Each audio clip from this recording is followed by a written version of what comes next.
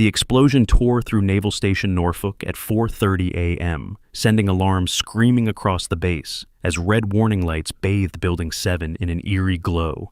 Shore patrol units raced toward the communications center, where black smoke poured from shattered windows, their boots pounding against wet concrete in the pre-dawn darkness. "Suspect located," Petty Officer Martinez's voice crackled through the radio static. "Female, white, mid-30s, found at the scene with electronic device."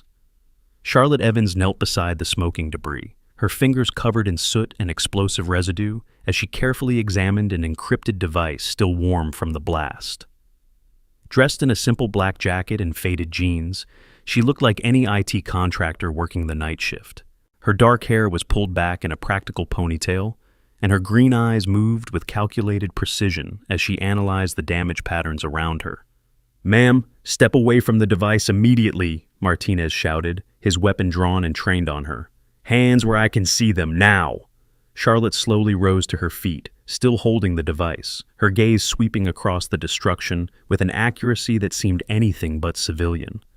"This wasn't the primary target," she said quietly, her voice steady despite the chaos surrounding her. "Whoever did this was testing response times and security protocols." But Martinez only saw a suspect at a crime scene with damning evidence in her hands. "You're under arrest for terrorism and sabotage against a United States military installation." The metallic click of handcuffs echoed as they locked around Charlotte's wrists with finality. In exactly 13 minutes, when those encrypted files were finally decrypted, everyone would realize they had just arrested the only person who could save the base from the real attack that was coming. Because sometimes the most dangerous threat isn't the person everyone suspects, but the one they never see coming. The shore patrol station buzzed with activity as Charlotte was escorted through the corridors lined with official portraits and maritime flags. Her hands remained cuffed behind her back, but those watching closely might have noticed how automatically she checked corners and calculated distances to exit points. It was subtle, almost unconscious, the kind of tactical awareness that couldn't be learned from civilian security training. "Process her quickly," Commander Hayes ordered as they reached the holding area. He was a stern man in his 40s with graying temples and the bearing of someone who had earned his authority through years of service. "Base security has been compromised, and we need answers fast." During fingerprinting, Charlotte positioned her hands with precise pressure and exact placement, as if she had done this procedure countless times before in professional settings. The technician, Seaman Rodriguez, noted how she seemed to know the process better than most civilians ever would. "I need to speak with Admiral Peterson," Charlotte said calmly as they led her to the holding cell. Commander Hayes let out a harsh laugh. "Every terrorist wants to talk to the top brass. You'll get your phone call after NCIS finishes their interrogation, assuming you cooperate fully."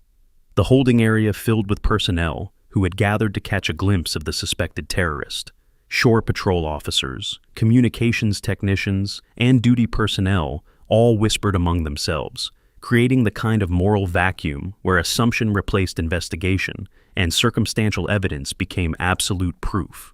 "Hard to believe someone like her could pull off an attack on our base," muttered Chief Petty Officer Williams, though something in his weathered eyes suggested he had seen enough in his 25 years of service to know that appearances could be deceiving. "Don't let the innocent act fool you," replied Petty Officer Martinez. "The evidence doesn't lie. Wrong place, wrong time, with the wrong equipment." But Charlotte wasn't listening to their speculation. Her mind was processing the timeline, the precision of the attack, and the deliberate nature of the evidence placement. Someone wanted her here, in this cell, removed from the equation when the real operation began. 20 minutes after her arrest, the interrogation room door opened to reveal Agent Martinez from NCIS, a sharp-eyed woman in her late 30s with the no-nonsense demeanor of a federal investigator. Beside her stood Lieutenant Commander Brooks, the base's security chief, whose muscular frame and crew cut gave him the appearance of a man who had never backed down from a fight. "Ms. Evans," Agent Martinez began, settling into the metal chair across from Charlotte with a thick file folder. "You're in serious trouble. Terrorism charges carry life sentences, and the evidence against you is overwhelming." Charlotte sat perfectly straight, her cuffed hands resting calmly in her lap. "I understand the charges. I also understand that while you're wasting time interrogating me, whoever planted that device is probably preparing their next move." Lieutenant Commander Brooks leaned forward aggressively. "The only person we found at the scene was you, holding evidence that links you directly to the attack. Care to explain how an IT contractor just happened to be at Building 7 at 4:30 in the morning? I was investigating unusual network activity detected in the base's communications systems, Charlotte replied evenly, the same activity that preceded the explosion by approximately 47 minutes. Agent Martinez raised an eyebrow. And you just decided to investigate this on your own, without notifying base security or following proper protocols? Charlotte's response revealed knowledge that shouldn't have been accessible to any contractor. Building 7 houses backup servers for sublant communications and serves as the primary node for classified submarine traffic routing through Norfolk. An attack on that facility would compromise naval operations across the entire Atlantic fleet. The specificity of her knowledge made both investigators pause. Brooks consulted his notes, frowning. How would a civilian contractor know operational details about sublant communications? Because I helped design the current network architecture, Charlotte answered simply. The interrogation continued for another hour, with each question revealing more disturbing inconsistencies. When shown the encrypted device found in her possession, Charlotte examined the screen with professional interest. This encryption uses RSA 4096 algorithms with custom salt keys, standard Department of Defense protocol, but with modifications only used by naval intelligence cyber units for classified operations. Brooks exchanged glances with Agent Martinez. And how exactly would you know that? I helped write those protocols 3 years ago. The explosive residue on Charlotte's hands and clothing seemed damning, but her knowledge of the specific type raised new questions. That's C4 mixed with aluminum powder, she observed, examining her stained fingers. Military-grade composition, not something available through civilian channels. Whoever used this had access to naval ordnance supplies. As the interrogation progressed, more evidence mounted against Charlotte. The access card found in her jacket pocket worked perfectly with base security systems. Despite supposedly being fake, her fingerprints were on the encrypted device, and surveillance footage showed her in the area 30 minutes before the explosion. The timeline doesn't work in your favor, Agent Martinez pressed. You were seen entering Building 7 with that device. 30 minutes later, the explosion occurs, and you're found holding the same device with explosive residue on your hands. Charlotte remained calm despite the mounting accusations. If I wanted to destroy that communications center, why would I remain at the scene with evidence? Why not trigger the device remotely and establish an alibi elsewhere? Brooks slammed his hand on the table. Maybe because something went wrong with your plan. Maybe the device malfunctioned, or maybe you're working with accomplices who double-crossed you. When asked about her rights, Charlotte recited exact UCMJ Article 31 provisions and naval regulations regarding detention of personnel with security clearances. Her knowledge was precise, detailed, and comprehensive in a way that made both investigators uncomfortable. Contractors don't memorize military law, Brooks muttered. Smart ones do, Charlotte replied, especially those working on classified projects. The real turning point came when base alarms began sounding again. This time, multiple systems across Norfolk were simultaneously compromised. Communications went dark, security cameras disabled themselves, and most critically, someone was accessing the submarine technical databases that contain some of the Navy's most sensitive operational information. This is coordinated, Agent Martinez said, receiving updates through her earpiece. Multiple breach points, systematic penetration of our most secure systems. Charlotte leaned forward, her voice urgent. Check the server logs for Building 12. That's where they'll hit next. The pattern suggests they're moving through the network topology in a specific sequence designed to maximize damage while avoiding detection protocols. Brooks stared at her suspiciously. How could you possibly know that? Because I'm watching someone execute a plan I helped design defenses against 3 years ago. The next hour brought chaos to Norfolk. Every system Charlotte had predicted would be targeted suffered attempted breaches. Her knowledge of the attack sequence was unnervingly accurate, leading to growing suspicion that she was somehow directing the operation from inside the detention facility. She's the mastermind, Commander Hayes declared when he arrived to assess the situation. This coordinated attack matches perfectly with the timeline of her arrest. She's directing it from inside our own facility. The evidence seemed overwhelming. Real-time hacking attempts coincided exactly with Charlotte's detention, as if her arrest had triggered a predetermined sequence of cyber attacks. Base personnel struggled to contain breaches across multiple systems, while Charlotte sat cuffed in an interrogation room, seemingly calm despite the chaos she was accused of orchestrating. "We need to charge her with treason," Brooks insisted. "The attacks are escalating, and our critical systems are failing." Agent Martinez nodded grimly. "The pattern is clear. She plants the initial device to create chaos, gets arrested as planned, then her accomplices execute the main attack while we're focused on the wrong threat."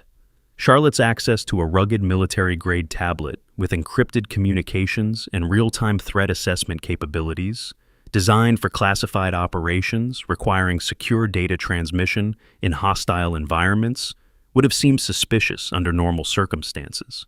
But now it appeared to be the smoking gun that proved her guilt. As Commander Hayes prepared to formally charge Charlotte with treason and terrorism, the situation reached its breaking point. Multiple critical systems were failing simultaneously, submarine operational data was being compromised, and the base's defensive capabilities were systematically being dismantled by someone with intimate knowledge of Norfolk's vulnerabilities. "This ends now," Hayes declared, entering the interrogation room with formal charges. "Charlotte Evans, you are hereby charged with treason, terrorism, and conspiracy against the United States of America." But before he could continue, the door burst open with enough force to make everyone in the room jump to attention. Admiral Peterson stood in the doorway, still in civilian clothes but radiating the unmistakable authority of flag rank. His steel-gray hair was disheveled, as if he had been awakened and rushed to the base, but his eyes were sharp and focused as they swept the room. "Release her immediately," Admiral Peterson ordered, his voice carrying the weight of absolute command. Lieutenant Commander Brooks started to protest. "Sir, she's our primary suspect in the terrorist attacks. The evidence clearly shows." Admiral Peterson held up a hand, silencing him instantly. His gaze locked onto Charlotte's face, and something profound shifted in his expression. Recognition, relief, and what might have been regret all flickered across his weathered features. "Keep watching, because one detail is about to change everything you think you know about this case." "Stand down," Admiral Peterson said, his voice deadly quiet. "She's Captain Charlotte Evans, Naval Intelligence." The effect was immediate and devastating. The entire room went silent except for the distant sound of alarms still echoing through the base. Agent Martinez's hand moved away from her weapon. Lieutenant Commander Brooks stepped back involuntarily. Shore patrol officers throughout the facility snapped us to attention as word spread through their communications. "That's impossible," Agent Martinez whispered. "Charlotte Evans was listed as killed in action during a classified operation in Syria 3 years ago." Admiral Peterson's expression hardened. Captain Evans was presumed dead after Operation Nightfall went sideways. What actually happened was that she was extracted under deep cover and has been operating under classified assignment ever since. He turned to address the room, his voice carrying across the sudden silence. "We sent Captain Evans to investigate suspected security breaches in our cyber warfare division. Intelligence indicated we had a mole with access to our most sensitive submarine technologies." Charlotte remained perfectly still as her true identity was revealed, but those watching closely could see the subtle shift in her posture. The careful civilian act fell away, replaced by the bearing of a career naval officer who had earned her rank through operations that would never appear in any public record. "The explosion at Building 7 was not Captain Evans's work," Admiral Peterson continued. "It was bait, designed to flush out the real threat while framing our own investigator for terrorism." Commander Hayes found his voice, though it came out hoarse with shock. "If Captain Evans is naval intelligence, then who's behind the attacks?" Charlotte spoke for the first time since the Admiral's arrival, her voice now carrying the crisp authority of her actual rank. "Marcus Webb, former naval intelligence cyber warfare specialist, presumed killed in the same Syria operation where I was listed as KIA." The name hung in the air like a physical presence. Admiral Peterson's face went pale. "Webb's been missing for 6 months. Intelligence assumed he was captured or eliminated by hostile forces." "He's been here," Charlotte said quietly, "on this base, tonight, using inside knowledge from our time together in Syria to systematically compromise Norfolk's defenses." She looked indirectly at Admiral Peterson, her green eyes steady and determined. "Marcus didn't die in Syria, sir. He was turned. Someone got to him before the operation went bad, and he's been selling our intelligence to foreign buyers ever since." The implications hit everyone in the room simultaneously. If Webb was alive and operating against them, it meant the entire Syria operation had been compromised from the inside. It meant that classified information had been flowing to enemies for 3 years. Most critically, it meant that someone with intimate knowledge of American naval capabilities was currently inside Norfolk's most secure facilities. The real attack isn't what happened to Building 7, Charlotte continued, her voice urgent. That was just Marcus testing response times and drawing attention away from his real objective. He's after the submarine propulsion technologies stored in the deep server vaults, information that could compromise every nuclear submarine in the Atlantic Fleet. Admiral Peterson was already reaching for his secure communication device. How long do we have? Charlotte checked her watch, calculating rapidly. Based on the attack sequence, he needs approximately 47 minutes to penetrate the final security layers. But that assumes our countermeasures are working as designed. And if they're not, then he's probably already inside the vault servers, copying terabytes of classified submarine technology that took decades to develop. The transformation in the room was remarkable. Within minutes, Charlotte went from suspected terrorist to the Navy's best hope of stopping a real security breach. Agent Martinez began uncuffing her, with hands that shook slightly from adrenaline and embarrassment. "Captain Evans," Admiral Peterson said formally, "I apologize for the treatment you've received. We need your expertise to stop Webb before he completes his mission." Charlotte rubbed her wrists where the handcuffs had left marks, then stood with the fluid movement of someone comfortable with command authority. "No apology necessary, sir. The operation required absolute authenticity. If your people hadn't arrested me on suspicion, Webb would have known something was wrong." Brooks stared at her in confusion. "Are you saying you plan to get arrested?" "I planned to be in position when Webb made his move," Charlotte corrected.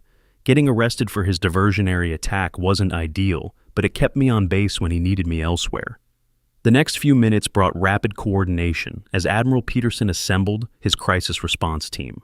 Charlotte's knowledge of Webb's capabilities and likely approach proved invaluable as they traced the ongoing cyber attacks through Norfolk's network infrastructure. "He's using a modified version of the infiltration protocols we developed together in Syria," Charlotte explained, examining real-time network traffic on secure monitors. "Marcus always preferred systematic approaches over brute force attacks. He'll probe each security layer, identify weaknesses, then exploit them in sequence." "Can you stop him?" Admiral Peterson asked. "I designed half the countermeasures he's trying to bypass," Charlotte replied, "but Marcus helped design the other half. This comes down to who learned more from our partnership." The race against time had begun, with Charlotte leading a team of Navy cyber specialists through Norfolk's most secure facilities. Her true expertise was finally being put to its intended use, but the clock was ticking toward a potential intelligence disaster that could compromise American naval superiority for decades. As they moved through corridors lined with classified warning signs and biometric security checkpoints, Charlotte couldn't help but think about Syria, about the mission that had supposedly killed both her and Marcus, about the trust that had been broken and the friendship that had been betrayed for money and foreign allegiances. But those were thoughts for later. Right now, she had a job to do, a base to protect, and a former partner to stop before he disappeared with secrets that could change the balance of naval power across the globe. The hunt for Marcus Webb was about to begin, and Charlotte Evans was finally free to do what she did best: protect American interests against those who would sell them to the highest bidder. The secure elevator descended deep beneath Norfolk Naval Station, past levels that didn't appear on any public blueprints. Charlotte stood beside Admiral Peterson and a hand-picked team of security specialists, her mind focused on the confrontation that awaited them in the server vaults below. "Vault 7 contains our most sensitive submarine propulsion data," Admiral Peterson explained as they descended. "Hull designs, reactor specifications, sonar signatures, and stealth capabilities for every nuclear submarine in the fleet." Charlotte nodded grimly. "Marcus knows that. He also knows exactly how long it takes to copy that data and exactly which files are most valuable to foreign buyers." The elevator stopped at sublevel 4, opening onto a corridor that looked more like a bank vault than a military facility. Steel doors lined both sides, each requiring multiple authentication methods to access. Red warning lights indicated that several vault security systems had been compromised. "He's been busy," Charlotte observed, noting the disabled security cameras and bypassed motion sensors. This level of access required months of preparation. Marcus has been planning this operation since he disappeared. Chief Petty Officer Williams, who had joined the response team, shook his head in disbelief. How does someone penetrate this deep into a secure facility without being detected? By knowing exactly how our security protocols work, Charlotte replied. Marcus helped design some of these systems. He knows their weaknesses because he helped create them. They moved cautiously through the corridor, following a trail of disabled security measures that led deeper into the vault complex. Charlotte's expertise proved invaluable as she identified which systems had been compromised and which remained functional. The pattern suggests he's working alone, she noted, examining bypass techniques at each security checkpoint. These are surgical modifications, not the kind of brute force approaches you'd see from a team operation. Admiral Peterson consulted his watch nervously. How much time before he completes the data transfer? Charlotte calculated rapidly, factoring in file sizes, transfer rates, and Marcus's probable objectives. If he's after the complete submarine technology package, approximately 23 minutes. But if he's selective about the most valuable data, he could be done in 8 minutes. They reached Vault 7 to find its massive steel door standing open, sophisticated locking mechanisms defeated by someone who understood their design intimately. Inside, banks of servers hummed quietly, while data flowed across multiple monitors, but the vault appeared empty. "Where is he?" Brooks whispered, weapon drawn as they entered the secure space. Charlotte studied the active monitoring screens, noting which files were being accessed and copied. "Still here. Marcus never leaves an operation incomplete." A slow clap echoed from behind the server banks, followed by a familiar voice that made Charlotte's blood run cold. "Always the thorough investigator, Charlie. Some things never change." Marcus Webb stepped out from behind the towering computer equipment, and Charlotte saw immediately how 3 years of betrayal and greed had changed her former partner. He was thinner, harder, with the kind of sharp edges that came from living constantly on the run. But his eyes held the same calculating intelligence that had made him such an effective naval intelligence operative. "Hello, Marcus," Charlotte said calmly, though her hand moved instinctively toward her weapon. "You're looking well for someone who's supposed to be dead." Marcus smiled, but it didn't reach his eyes. Death has its advantages. No oversight, no regulations, no one questioning your methods or your profit margins. Admiral Peterson stepped forward, his voice heavy with authority and disappointment. "Lieutenant Commander Webb, you're under arrest for treason, espionage, and conspiracy against the United States." "Admiral Peterson," Marcus nodded respectfully, "still trying to save everyone, I see, still believing that honor and duty matter more than practical realities." He gestured toward the active monitors surrounding them. "Do you know what this information is worth on the international market? Complete submarine propulsion specifications for every nuclear vessel in the American fleet. China would pay $50 million for this data. Russia would pay $75 million, and that's just the opening bid." Charlotte felt a mix of anger and sadness as she looked at what her former partner had become. "We trusted you, Marcus. In Syria, when everything went wrong, we counted on you to have our backs." "And I did," Marcus replied coldly. "I saved myself when it became clear that our mission was a suicide run, designed by people who sit safely behind desks while operators die in the field." "Our team died because you sold them out," Charlotte accused, her voice rising. "You gave enemy forces our insertion points, our extraction routes, our communication frequencies. 8 good people died because you wanted money more than you wanted to serve your country." Marcus's expression hardened. 8 people died because naval intelligence sent them into an impossible situation with inadequate support and classified them as expendable assets. I simply chose not to be expendable. The data transfer continued in the background, terabytes of classified information flowing through secure connections to destinations that would compromise American naval superiority for decades. Charlotte could see the progress indicators climbing steadily toward completion. "It's over, Marcus," she said firmly. "Shut down the transfer and surrender. You've taken enough from the Navy. Don't make this worse than it already is." Marcus laughed, a harsh sound that echoed off the server room walls. "Worse? Charlie, this is just the beginning. The submarine data is only part of what I've acquired during my time underground. I have operational schedules, deployment patterns, and communication protocols for half the Atlantic Fleet." Admiral Peterson's face went white. "That information could put thousands of sailors at risk." "That information has already been sold," Marcus confirmed. 3 months ago, to the highest bidders. Some to China, some to Russia, some to private military contractors who don't ask questions about how intelligence was acquired. The betrayal ran deeper than Charlotte had imagined. It wasn't just about money or revenge against the Navy. Marcus had systematically compromised American naval operations for months, selling secrets that would endanger every submarine crew in the Atlantic.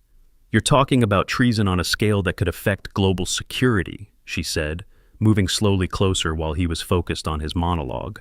"I'm talking about capitalism," Marcus corrected. "Supply and demand. I supplied information that was in high demand, and I was compensated accordingly."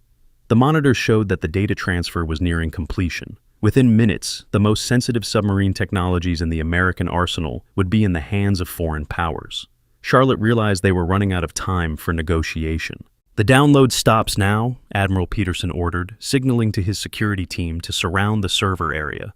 Marcus reached into his jacket, and every weapon in the room was instantly trained on him. But instead of a gun, he pulled out what appeared to be a dead man's switch, a simple device with a single button under his thumb. "I wouldn't recommend moving any closer," he said calmly. "This little device is connected to explosives placed throughout this server complex. If I release pressure on this button, or if my heart rate drops below a certain threshold, several pounds of C4 will ensure that no one gets this data." Charlotte studied the device, noting its construction and probable capabilities. "You're bluffing. Destroying the servers would eliminate your own exit strategy." "Would it?" Marcus asked. "The data transfer is 97% complete. In 2 minutes, everything valuable will be safely stored on offshore servers beyond American reach. After that, these local copies become expendable." The standoff stretched taut as everyone in the room calculated odds and options. Marcus had positioned himself perfectly, with multiple escape routes and a nuclear option that would destroy evidence while ensuring his own safety. It was exactly the kind of meticulous planning that had made him effective as a naval intelligence operative. But Charlotte knew Marcus better than anyone else in the room. She had worked with him for 3 years, trusted him with her life, and learned his methods and psychology through countless operations. She knew his strengths, his weaknesses, and most importantly, his tells when he was bluffing. "You wouldn't destroy the servers," she said with growing confidence, "because you need proof of what you stole to maintain credibility with future buyers. Dead drops and encrypted files only go so far in the intelligence market. Your reputation depends on being able to verify that you actually accessed and copied the data you claim to have." Marcus's grip on the device tightened slightly, and Charlotte knew she had guessed correctly. He was trapped between completing his mission and maintaining his future marketability as a source of American intelligence. "Besides," she continued, taking a half-step closer, "the explosives would have to be shaped charges placed with surgical precision to destroy the servers without bringing down the entire facility. That level of preparation would have taken weeks of access, and you've only been missing for 6 months. "You're gambling with a lot of lives, Charlie," Marcus warned. "I'm gambling on my knowledge of how you operate," Charlotte replied. "You always have an exit strategy, but you never burn bridges you might need later. The servers are your insurance policy, not your weapon." The data transfer indicator reached 99% completion. In less than 60 seconds, Marcus would have everything he came for, and any chance of stopping the intelligence leak would disappear forever. Charlotte made her decision. In a fluid motion, born from years of tactical training, she dove toward the server bank while simultaneously drawing her sidearm. Marcus reacted instantly, his own weapon appearing as if by magic, but Charlotte had anticipated his response.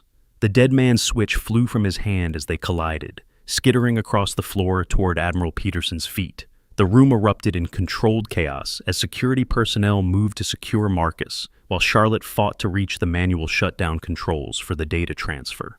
Transfer stopped at 99.4%, Chief Williams reported from the monitoring station. "Most of the submarine data was copied, but we stopped it before the propulsion specifications were fully transmitted." Charlotte pinned Marcus against the server bank, her weapon pressed firmly against his back. Years of anger, betrayal, and loss crystallized into this moment of finally holding him accountable for what he had done to their team, their mission, and their country. "It's over, Marcus," she said quietly. "No more running, no more selling out the people who trusted you." Marcus looked back at her with something that might have been regret. "You always were the idealist, Charlie. Even after Syria, even after everything went wrong, you still believe in the mission." I believe in protecting the people who serve, Charlotte corrected. Something you forgot how to do. As security personnel secured Marcus and began assessing the extent of the data breach, Charlotte allowed herself a moment to process what had just happened. The immediate threat was neutralized, but the larger implications would take time to fully understand. Admiral Peterson approached her, his expression mixing relief with concern. How much damage did he do? Charlotte examined the transfer logs and accessed file records. Significant, but not catastrophic. He got submarine hull designs and some propulsion data, but the most sensitive reactor specifications and stealth technologies were in the files that didn't complete transmission. What about the information he claimed to have sold over the past 3 months? That's going to require a complete intelligence assessment, Charlotte admitted. If Marcus has been active for 6 months, we need to assume that operational schedules and deployment patterns for multiple vessels have been compromised. The next few hours would bring emergency security briefings, damage assessments, and the beginning of a comprehensive investigation into exactly how much American naval intelligence had been sold to foreign powers. But for now, the immediate crisis was resolved. Marcus Webb sat in restraints, surrounded by Marines who would ensure he never again had the opportunity to betray American interests. The submarine technologies he had tried to steal remained secure, and the Navy's most sensitive secrets were safe from further compromise. Charlotte holstered her weapon and looked around the server vault that had nearly become the site of one of the worst intelligence disasters in American naval history. The mission was complete, but the personal cost of confronting her former partner would take time to process. She had protected her country, served her duty, and honored the memory of the teammates who had died in Syria because of Marcus's betrayal. For now, that would have to be enough. But as Admiral Peterson began coordinating the investigation and Marcus was led away in restraints, Charlotte couldn't shake the feeling that this confrontation was only the beginning of a much larger reckoning with the past. The secure conference room at Naval Station Norfolk had become a command center within 3 hours of Marcus Webb's arrest. Maps covered every wall, encrypted communications devices buzzed constantly, and intelligence analysts worked through the night to assess the full scope of the security breach. Charlotte sat at the head of the conference table, no longer the suspected terrorist in handcuffs, but Captain Charlotte Evans, the Navy's foremost expert on cyber warfare and intelligence operations. Her civilian clothes had been replaced with a crisp naval uniform, bearing the insignia of her actual rank, and for the first time in 3 years, she was operating under her real identity. Preliminary damage assessment indicates Webb accessed submarine deployment schedules for the past 18 months, reported Commander Sarah Chen, the base intelligence officer. Patrol routes, maintenance windows, and operational timelines for 12 nuclear submarines. Admiral Peterson studied the reports with growing concern. That information could allow hostile forces to predict submarine positions and potentially compromise stealth operations across the Atlantic. Charlotte examined the data logs on her secure tablet, analyzing patterns in Marcus's access attempts over the past 6 months. He was methodical about it. Small extractions spread across multiple systems to avoid triggering security alerts. Classic intelligence gathering technique. How did he maintain access for so long without detection? Asked Lieutenant Commander Brooks, who had shifted from interrogating Charlotte to working alongside her with remarkable adaptability. Inside knowledge, Charlotte replied grimly. Marcus knew exactly which systems to target and how to extract data without leaving obvious traces. He understood our security protocols because he helped design them. The weight of the betrayal was becoming clearer as they traced Marcus's activities through Norfolk's network infrastructure. His access hadn't been limited to submarine data. Communications protocols, personnel records, and operational planning documents had all been compromised to varying degrees. We need to assume that any operation Marcus had knowledge of has been sold to foreign buyers, Admiral Peterson decided.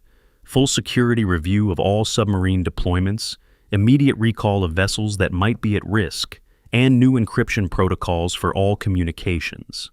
Chief Petty Officer Williams, who had proven invaluable during the crisis response, raised a crucial question. What about the other operators who might still be out there? If Webb was turned during the Syria operation, were there others? Charlotte had been dreading this question since Marcus's arrest. The Syria team consisted of 8 members. 6 were listed as killed in action, including Marcus and myself. 1 survived and completed the mission.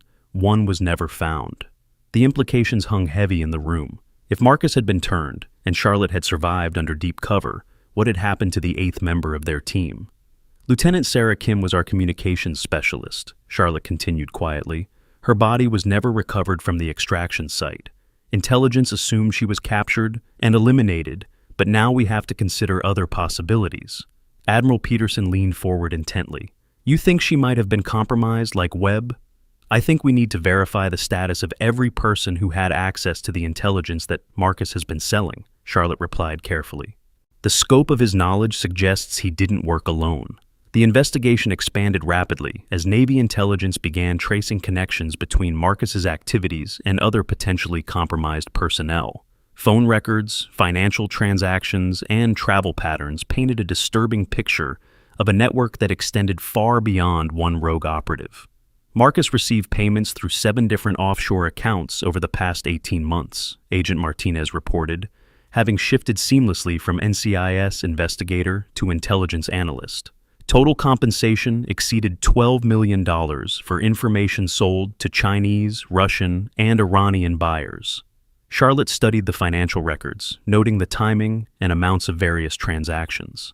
These payment schedules correspond to specific submarine deployments that were compromised. He wasn't just selling historical data, he was providing real-time intelligence about active operations. The human cost of Marcus's betrayal was becoming clearer as they cross-referenced his intelligence sales with submarine patrol reports. 3 close encounters with foreign naval vessels, 2 emergency course changes to avoid detection, and 1 submarine that had to abort its mission entirely due to unexpected hostile presence.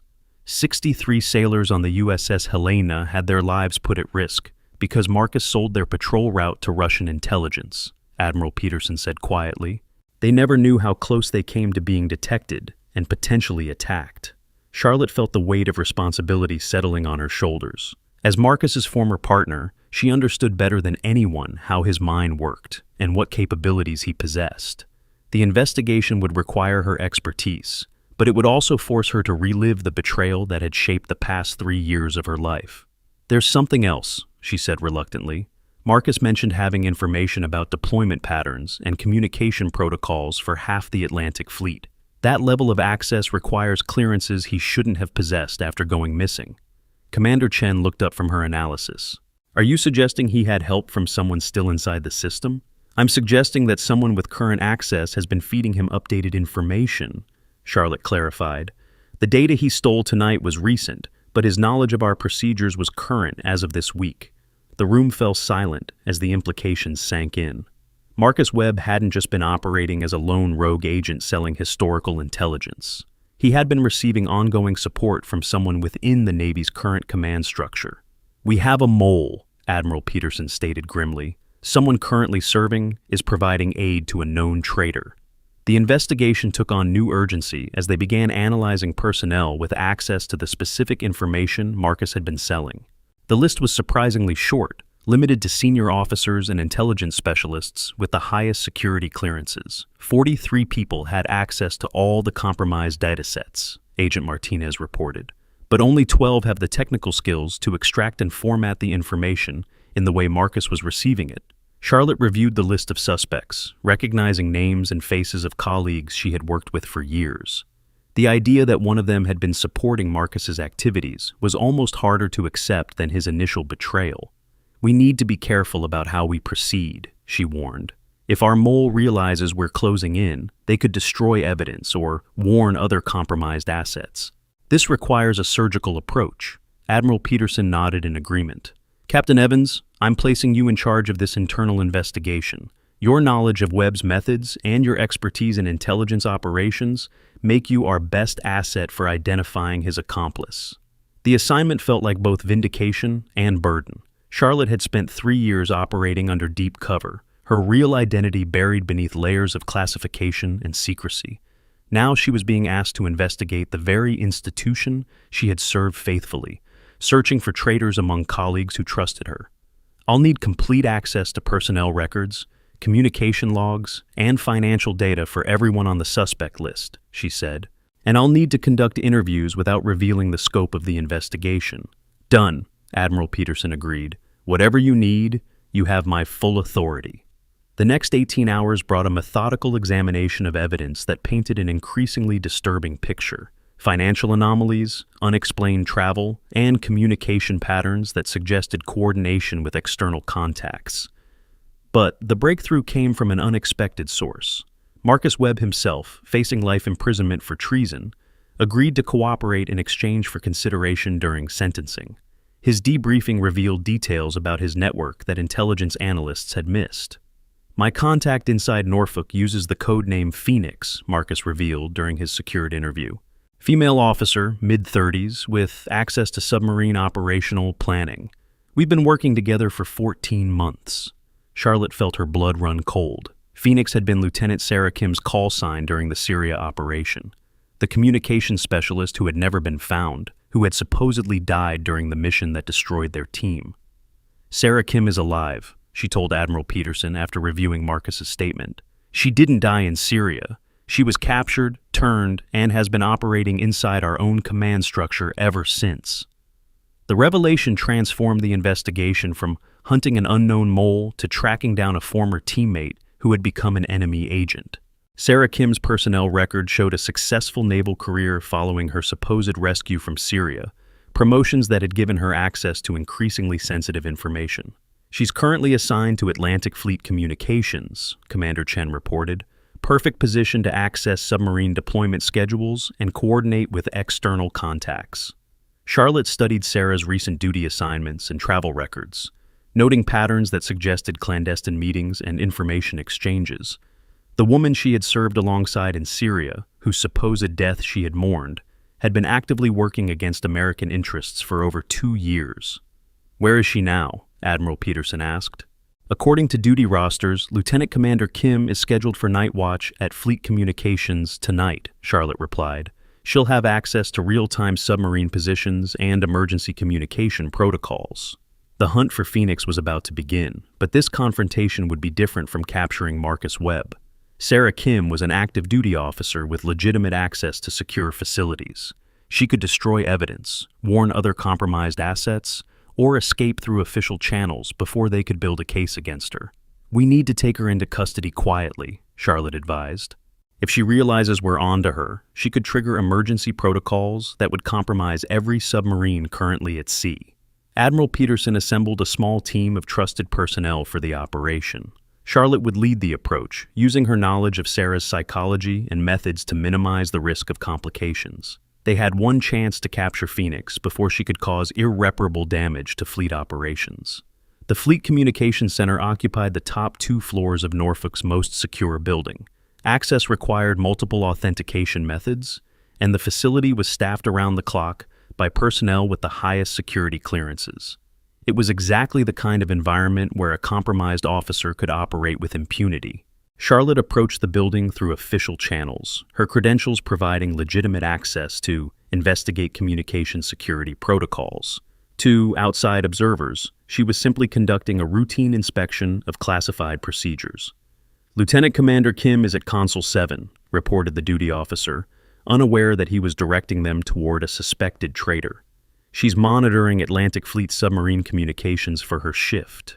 Charlotte made her way through the communications center, noting the classified information displayed on screens throughout the facility. Real-time submarine positions, emergency frequencies, and operational status reports for dozens of vessels. A treasure trove of intelligence for anyone working with foreign buyers. Sarah Kim sat at her assigned console, looking exactly as Charlotte remembered from their time together in Syria. Same auburn hair pulled back in regulation style, same focused concentration as she monitored communication traffic. But now Charlotte knew that focus was directed toward identifying information that could be sold to the highest bidder. "Hello, Sarah," Charlotte said quietly, approaching from behind. Sarah turned in her chair, and Charlotte saw the exact moment when recognition hit. Years of careful deception fell away, replaced by the sharp alertness of an operative who had been discovered. "Charlie," Sarah said calmly, though her hand moved subtly toward her secure communication device. "I heard you were back from the dead. Congratulations on surviving Syria. Unlike you, I actually did survive," Charlotte replied, rather than being turned by enemy interrogators and sent back as a sleeper agent. Sarah's smile was cold and calculating. Is that what you think happened? That I was captured and brainwashed into betraying my country? I think you were given a choice between serving American interests and serving your own financial interests, Charlotte said, and you chose money over duty. The conversation was being monitored by Admiral Peterson and his team, who were positioned throughout the communications center to prevent Sarah's escape. But Charlotte needed more than just an arrest. She needed Sarah to reveal the full extent of her network and the damage she had caused. You have no idea what really happened in Syria, Sarah continued, her fingers still poised over her communication controls. What Marcus told you, what the official reports claimed, none of it was the whole truth. Charlotte felt a chill of uncertainty. What are you talking about? The Syria operation wasn't compromised by accident, Sarah revealed. It was designed to fail from the beginning. American intelligence wanted those weapons shipments to reach their destination. Our team was sent in to provide plausible deniability when the mission went wrong. The implications were staggering. If Sarah was telling the truth, then the Syria operation hadn't been an intelligence failure, but a deliberate sacrifice of American personnel to serve larger strategic objectives. You're lying, Charlotte said, though doubt was creeping into her voice. Am I? Sarah challenged. Why do you think you were the only one who survived? Why were extraction procedures delayed just long enough for enemy forces to overrun our position? Why was Marcus offered money to abandon the mission while you were left to fight alone? Charlotte's mind raced through the events of that night 3 years ago. The delayed extraction, the overwhelming enemy response, the way Marcus had disappeared just before the attack began. Details that had never made sense were suddenly fitting together in a pattern she didn't want to believe. Even if that's true, it doesn't justify what you've done since then, Charlotte said. Selling submarine schedules, compromising operational security, putting American sailors at risk. Sarah's expression hardened. I'm evening the score for what they did to our team, for what they did to you. Every piece of intelligence I sell weakens the system that sacrificed 8 good people for political expediency. The twisted logic of revenge and betrayal was exactly what Charlotte had expected from someone who had spent 3 years justifying treason to herself. But it didn't change the fact that Sarah's actions had endangered countless innocent personnel. It ends tonight, Charlotte said firmly. No more intelligence sales, no more compromised operations. You're going to stand trial for what you've done. Sarah laughed bitterly. You still believe in the system, don't you? Even after everything they put you through, you still think justice and honor matter. I think protecting innocent people matters, Charlotte corrected. Something you forgot while you were busy getting revenge. The confrontation reached its climax as Sarah made her move toward the emergency communication controls. Charlotte reacted instantly, using her tactical training to prevent Sarah from triggering alerts that could compromise every submarine in the Atlantic. The struggle was brief but intense.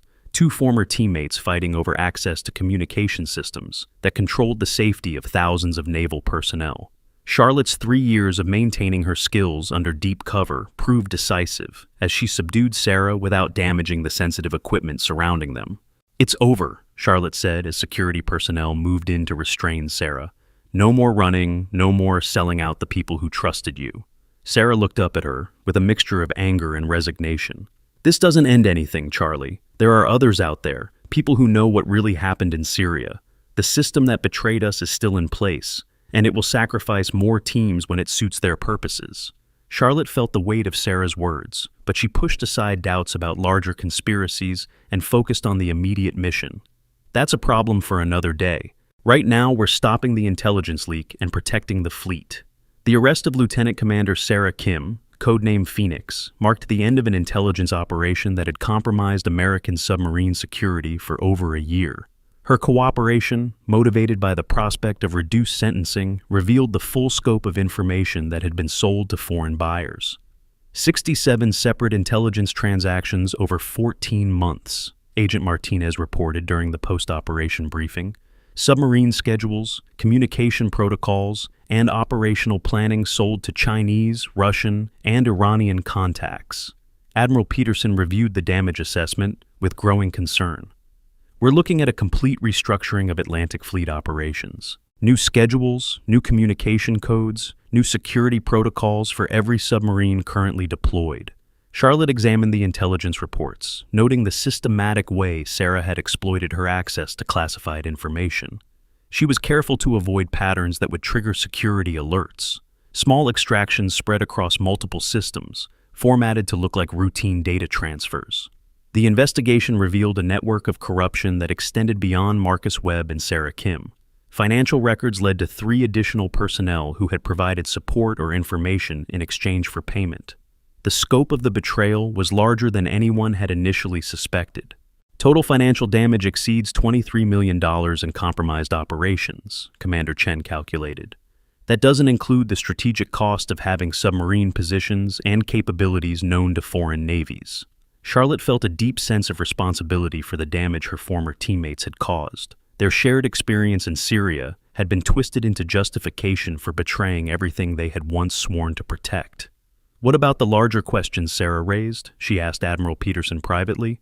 Her claims about the Syria operation being designed to fail, about sacrificing our team for political objectives. Admiral Peterson was quiet for a long moment before responding. "Those are questions that require investigation at levels far above Norfolk Naval Station. For now, we focus on the damage we can quantify and the security we can restore." It was a diplomatic way of acknowledging that some truths might be too classified or too dangerous to pursue through normal channels. Charlotte understood that her questions about Syria might never receive satisfactory answers. The immediate crisis was resolved, but the long-term implications would take months to fully address. New security protocols, revised operational procedures, and enhanced monitoring systems to prevent future intelligence breaches. The Navy was adapting, as it always did, to protect against threats both external and internal. 3 days after Sarah Kim's arrest, Charlotte stood in Admiral Peterson's office for what she expected to be her final briefing before returning to her classified assignment. Instead, she found herself facing an unexpected offer. "The Navy needs someone to head our new counterintelligence division," Admiral Peterson said. "Someone with your experience in both cyber warfare and human intelligence operations. Someone who understands how insider threats develop and how to prevent them."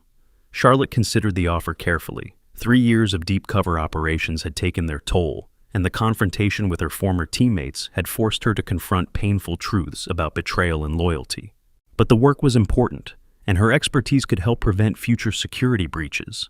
"I accept, sir," she said finally.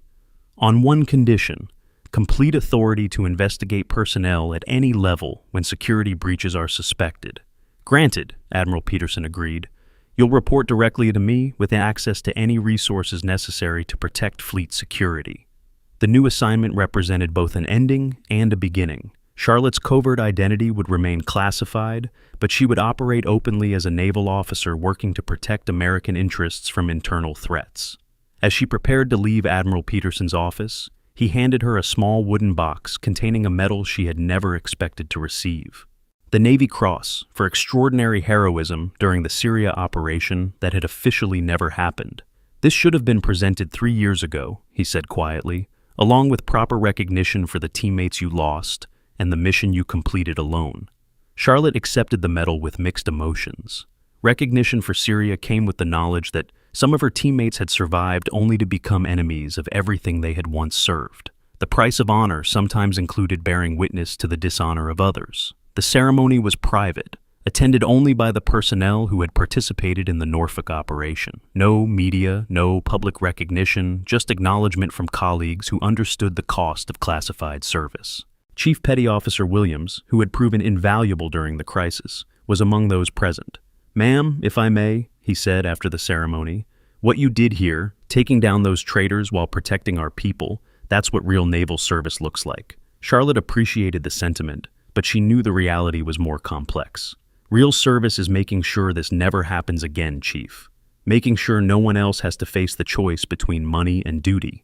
Lieutenant Commander Brooks, who had transformed from interrogator to ally during the operation, approached with his own perspective. "The way you handled the investigation, using procedure and evidence instead of accusations, that taught us something about how real professionals operate." "Procedures exist for a reason," Charlotte replied. "They protect both the innocent and the guilty until evidence can determine which is which." Agent Martinez added her own observation. "I've seen a lot of intelligence operations, but the way you predicted Marcus Webb's methods and tracked down Sarah Kim, that was exceptional work."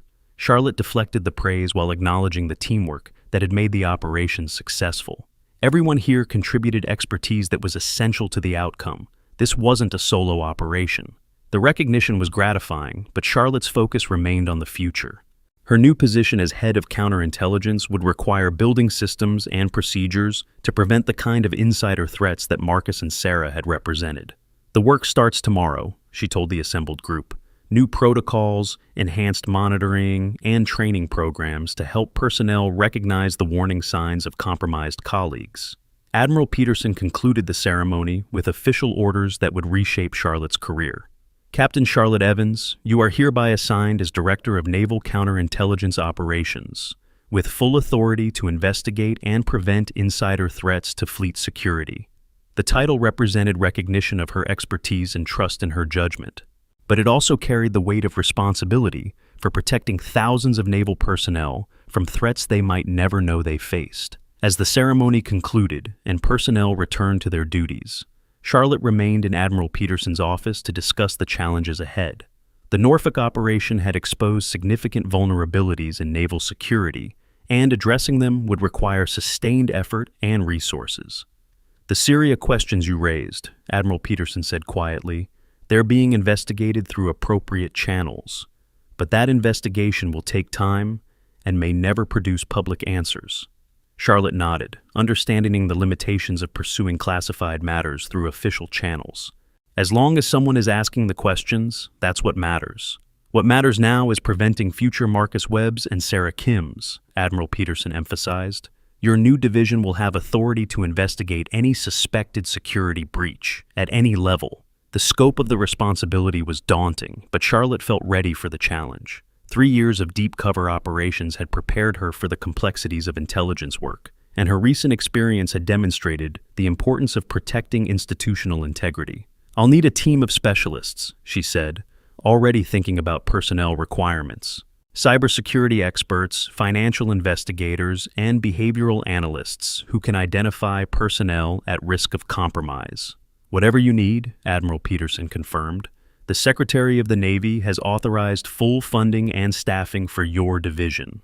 Charlotte spent the next hour outlining her vision for the new counterintelligence division: proactive monitoring systems, enhanced background investigation procedures, and support programs for personnel facing financial or personal pressures that could make them vulnerable to recruitment by foreign agents. "Prevention is more effective than prosecution," she explained. "If we can identify and address risk factors before they lead to betrayal, we protect both the institution and the individual." The approach represented lessons learned from studying Marcus and Sarah's paths toward treason. Both had faced circumstances that made them vulnerable to recruitment. An earlier intervention might have prevented their betrayal. As the meeting concluded, Charlotte felt a sense of closure regarding the Norfolk operation and anticipation for the work ahead. The immediate crisis had been resolved, but the larger mission of protecting naval security would continue for years to come. Her secure phone buzzed with an encrypted message that would shape her immediate priorities. "Captain Evans, Pacific Fleet reports possible security breach involving submarine deployment schedules. Your expertise requested for investigation." Charlotte looked at the message, then at Admiral Peterson.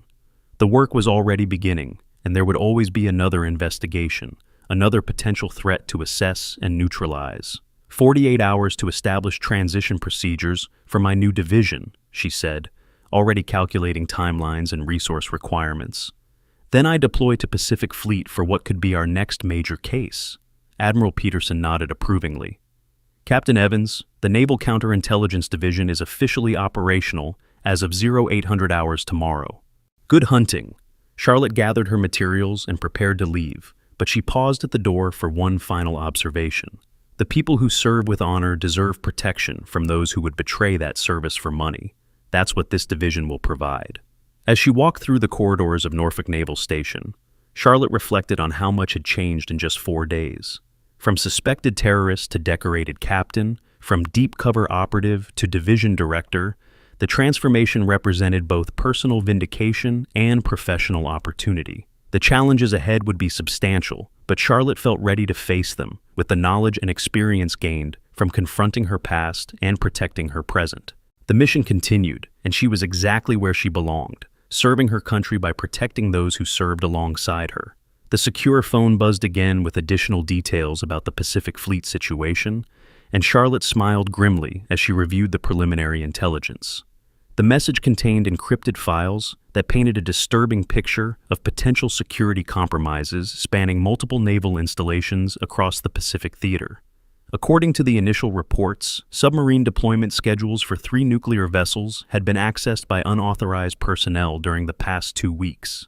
The pattern was eerily similar to what Marcus Webb and Sarah Kim had executed at Norfolk, suggesting either copycat operations or a coordinated network that extended far beyond the Atlantic Fleet. Charlotte studied the technical analysis attached to the intelligence briefing. Digital forensics indicated that the unauthorized access had occurred during routine maintenance windows when security protocols were temporarily relaxed. Someone with intimate knowledge of naval computer systems had exploited those brief vulnerabilities to extract classified operational data. The scope of the potential breach was staggering. If the Pacific Fleet had been compromised to the same degree as Norfolk, hundreds of submarine personnel could be at risk from foreign intelligence services that now possess detailed knowledge of American naval movements and capabilities. What made the situation even more concerning was the timing. The Pacific Fleet incidents had begun just days after Marcus Webb's arrest at Norfolk, suggesting either remarkable coincidence or evidence that the intelligence network was larger and more sophisticated than anyone had initially suspected. Charlotte's expertise in tracking insider threats would be crucial to determining which possibility represented the truth. She scrolled through personnel files attached to the briefing, noting names and positions of individuals with access to the compromised information. The list included submarine commanders, intelligence analysts, communications specialists, and administrative personnel who processed deployment orders.